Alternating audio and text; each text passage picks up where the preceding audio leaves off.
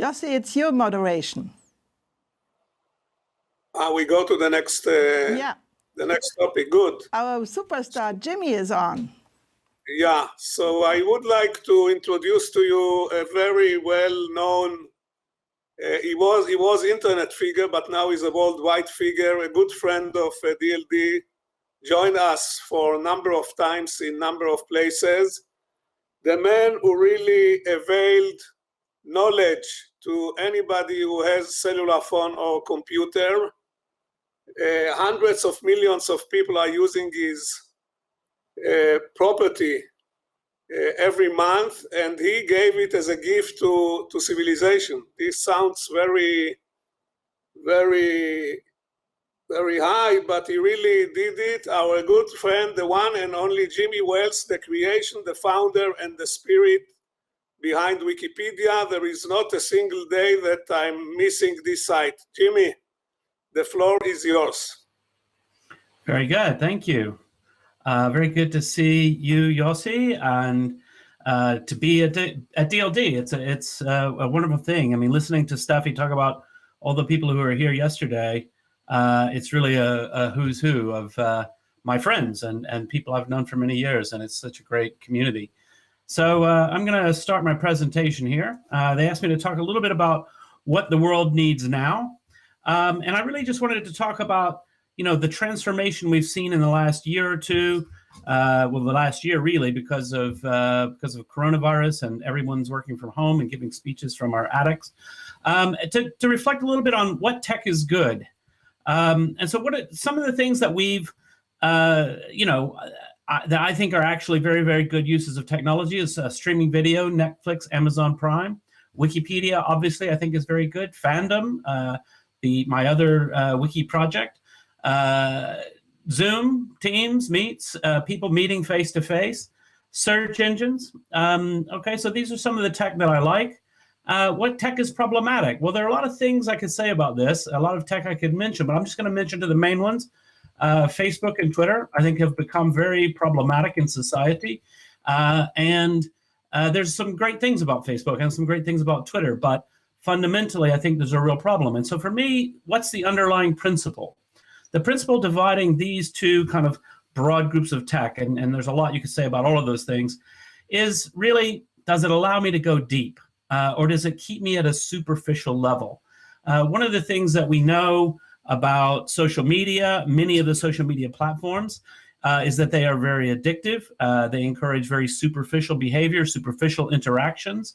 And I believe that that's fundamentally a part of the business model, not that they intended that, but when you have an advertising-only business model, it really rewards you as a platform for keeping people on site, for keeping people addicted, clicking, outraged.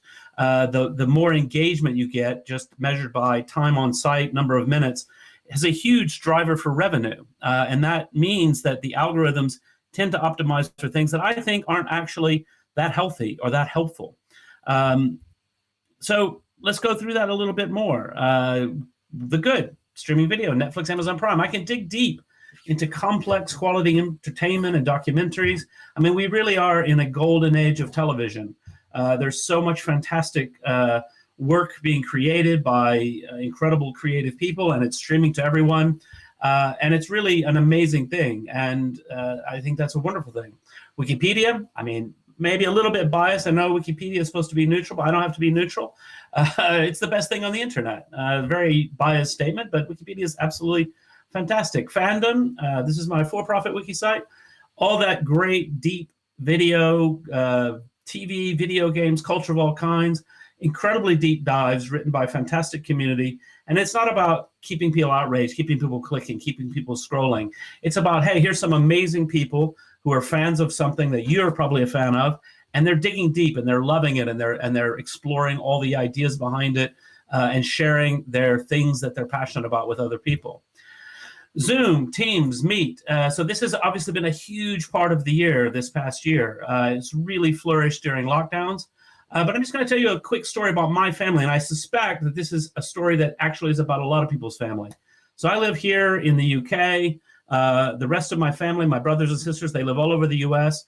My parents are in their late 70s. They live in Alabama still. And even though we could have been meeting on Google Hangouts or, I mean, any number, Skype even, for many years, we never did that. It just wasn't a thing that we did. But during lockdown, we started to do it. This really flourished in lockdown. I meet with my mom and my brothers, and my brother and two sisters. We meet every week. Sometimes the grandkids get on, and we all just have a chat. But also, we play a game every week. We do a weekly quiz, and this has been a fantastic thing. And it's something that's much deeper than traditional social media. And I know we don't normally think about Zoom as social media, but it certainly is. Search engines, obviously, this is old news now. There's nothing that I need to tell you, but you type anything into Google, and the millions of pages and the nooks and crannies and the scientific papers and everything. It's just a huge place that allows you to go deep. Whereas the superficial, I hardly need to talk about the incredible damage that these things have inflicted on society. There are harmless elements, of course, and certainly I use Facebook, I use Twitter. Try to keep my use down to a minimum because I think it's like junk food. Just as I will eat potato chips sometimes, I don't think I should make a main meal of it most of the time. And I think we should all try and set these things aside. Just give you one example to reflect back on my Zoom example. I love Instagram. I think it's great. But let's not kid ourselves. When I click like on my sister's cute dog pictures, which is a lovely thing, she posts, she's got a great dog, she clicks it. That is no substitute for the genuine human interaction that I have with her on Zoom. Instead of just clicking like on my sister's photos, I really want to talk to her. I want to have a chat with her. I want to see her. We want to laugh together. We want to joke together. So I think that there is this opportunity now to reimagine social media, to reimagine how we're doing things.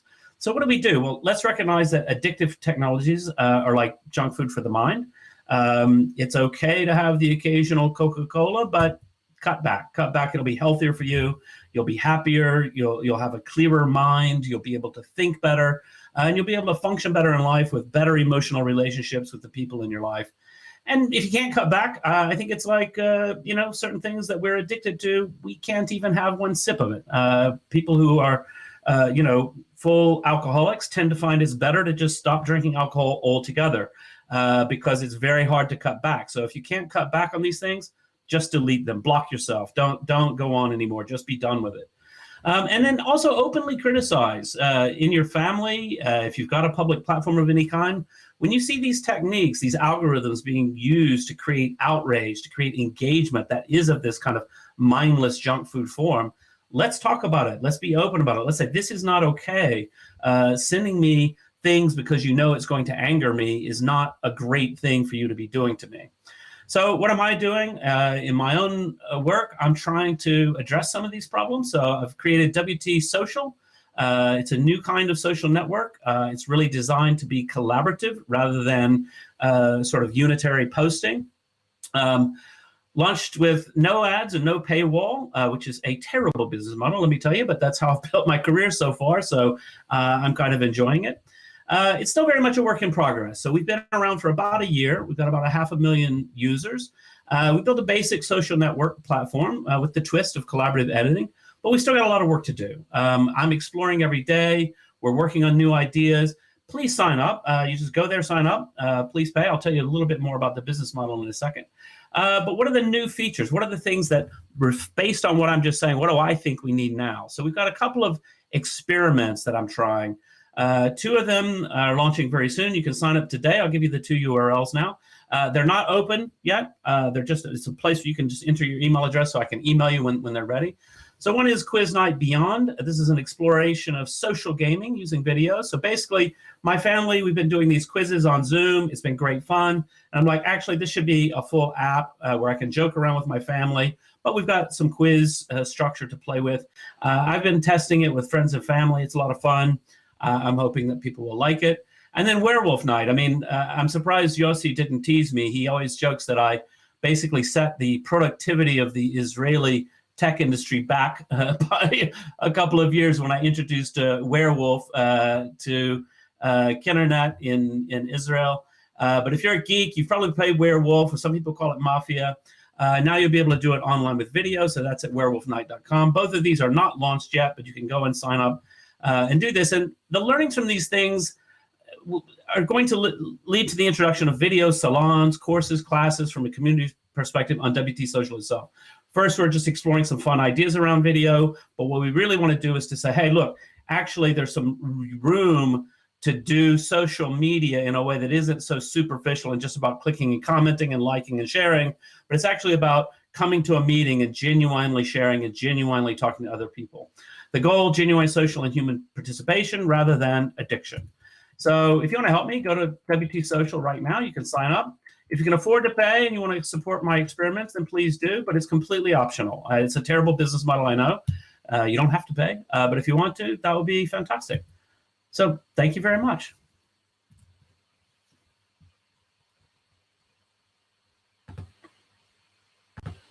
And I've stopped screen sharing. Oh, there we go. Great, Jimmy. I want to show you something which you never seen. After you ruin the productivity of the this is a package of werewolf cards, which was, it says on it DLD Tel Aviv, as you can see, and it was created by the municipality of Tel Aviv. Wow. So if you want to know the secret sauce, why the high-tech is so developed in my country, is because of you contaminating the mind of people with werewolf. A warning, don't listen to Jimmy and don't play this game. It's very addictive. People begin to play at 9 p.m. and you find them at 7 a.m. sleeping under the table. Be careful, addictive. And they've made real lifelong friends out of it, so that's great too. Yeah, but it's true that Jimmy brought this game to Israel and contaminated everybody. The werewolf nights are still taking place here, by the way. Very good. Well, soon we can do it on video. Yes. Jimmy, you are such an inspiration, really, always. I thank you for this. It's amazing. And please, my dear audience, follow WT.Social immediately. I think we should learn about it. We should work with it. Thank you for this. Thank you for this good, inspirational talk. Lovely. Very good. Looking forward to the rest of the day. Fantastic. Bye. Bye.